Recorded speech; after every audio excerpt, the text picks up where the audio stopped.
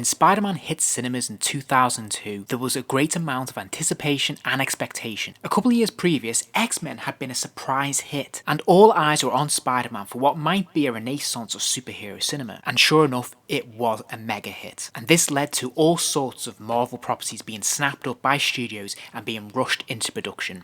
In the following years, we'd see films like Daredevil, The Fantastic Four, Ghost Rider, and the rest, as they say, is history. But despite the success of X-Men a few years before, I do think it's fair to say that the incredible superhero genre in cinema that we see these days owes a lot to Spider-Man, as it was this film that really saw the potential for what we could do with a superhero film and the audience's appetite for a full-on, colourful, fun superhero flick. And of course, as with any big major franchise, you're going to have a toy company that's ready to capitalise on its success. And there are very few properties that are not more toyetic than Spider-Man. And ToyBiz had a line of action figures waiting in the wings. And most of you are probably familiar with the 6-inch scale figures that were released at this time. And ToyBiz released every possible character you could imagine to fit in with this film. And these figures were very much a precursor to the Marvel Legends. They were somewhere in between of the 5-inch scale figures with a 9 or 11 points of articulation that fans have come to love over many years in the 90s, and the highly detailed, massively articulated Marvel Legends line that debuted just a little bit later. But ToyBiz also released a 12-inch line of figures to support the film, and these are generally less known and less familiar to fans. They only actually produced 3 in the line. That was Spider-Man, the Green Goblin, and Mary Jane. And today I'm going to be taking a look at the Green Goblin figure. The packaging for all 3 figures is identical, it is uniform, we have the same images across all the boxes. It is essentially a 12-inch box, there is a nice little flap so it opens up and we can see the figure inside. On the outside there is a window there in the eye of Spider-Man so we can see the character within, and there's some little images there of Spider-Man jumping across the cityscape. The side panel art is pretty much exactly the same, it's replicating the same images that we've seen on the front, whilst the reverse of the packaging actually gives us a little bit of a bio about the character. So here we can see a little bit of information about the Green Goblin, and of course there is a film still there of the character. At the very bottom, of course, we can see Spider-Man leaping into action. When we open the flap on the front of the box, of course, we can see the figure in all its glory. And I do really like this touch, it definitely has the feel of something being a bit more collector friendly. On the interior panel, of course, we have again some of that same artwork that we've seen previously, Spider-Man leaping into action across the cityscape, and of course his head at the very top there. But overall, I think the packaging is quite nice. It's a little bit dull in terms of its colour scheme, it's maybe a little bit too dark, but overall the presentation is very nice and quite displayable. When you take the figure out of packaging, he doesn't have his mask attached, so that is an accessory that we'll put on him later. But here's his overall appearance, and yeah, you can see the presentation of this figure is really nice. There's lots of different textures to this figure, which I really like.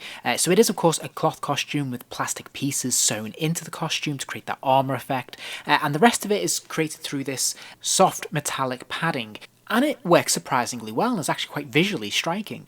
Now he does have a soft green cotton hood which you can pull down to reveal the Norman Osborn head underneath. This is quite a cool little touch and I really like that they bothered to go to this effort.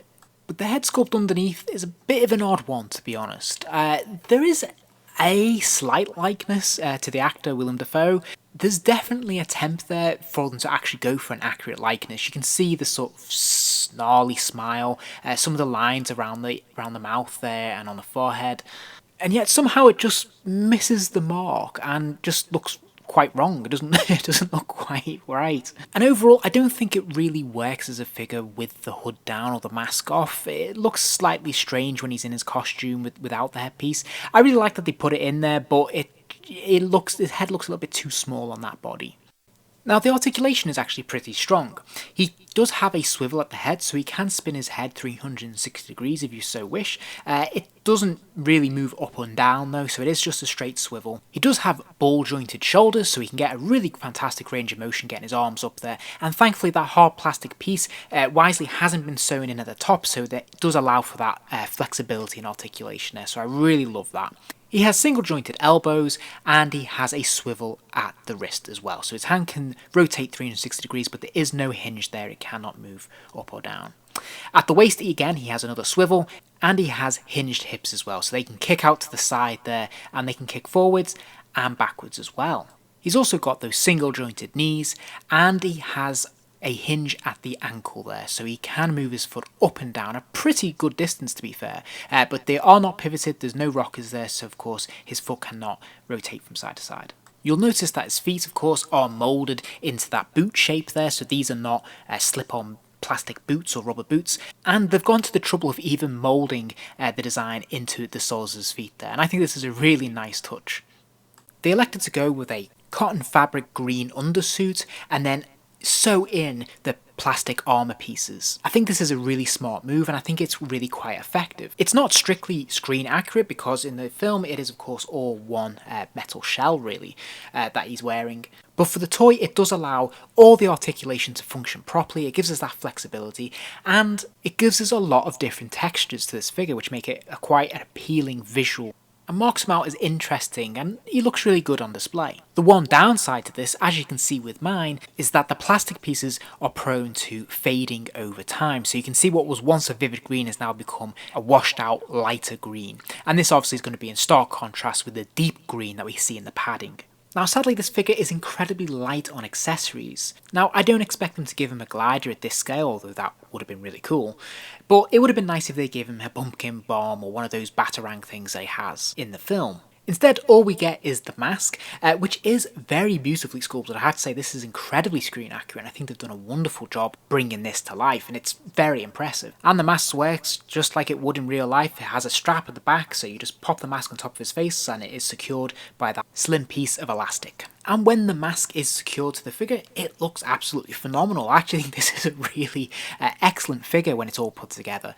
Like I said, it didn't work so much without the mask, but when you put it on, it's really striking. I think it's a really great visual. It looks incredibly screen accurate. And yeah, I think they've done a really nice job with the paint apps there. And it's, you know, certainly when it was new, it all would have been the same matching dark green tone there. And it was really, really nice looking figure to have in the collection. If you're looking at the head straight on or just left to centre there, it's at its most impressive because it looks, you know, really strong, very, very good likeness, and yeah, it's quite scary looking. Obviously, it's less impressive when you move on to looking at the side or indeed from the back, because obviously you can see that it is just a faceplate that's been put on there, and you do see that elastic, which looks a little bit lame.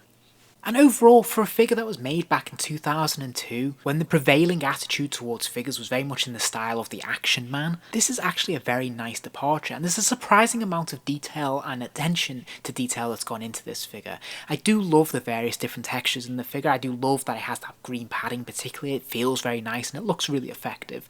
And I do think the faceplate of the mask there is really, really cool. I do wish that they just added some extras in there though. Like I said, just something they could have held, like a pumpkin bomb, because his hand is kind of made for it. That would have been really great. Or failing that, you know, one of those batarangs would have been quite nice as well. Maybe the other hand could have been a closed fist. Just little things like that could have just really enhanced the figure really and just made all the difference. But overall, I do think this is a really nice, visually appealing figure, and I think they did a really good job with this. I hope you enjoyed the vid. If you did, please do give it a like. And remember to subscribe, as I'll be posting more videos soon.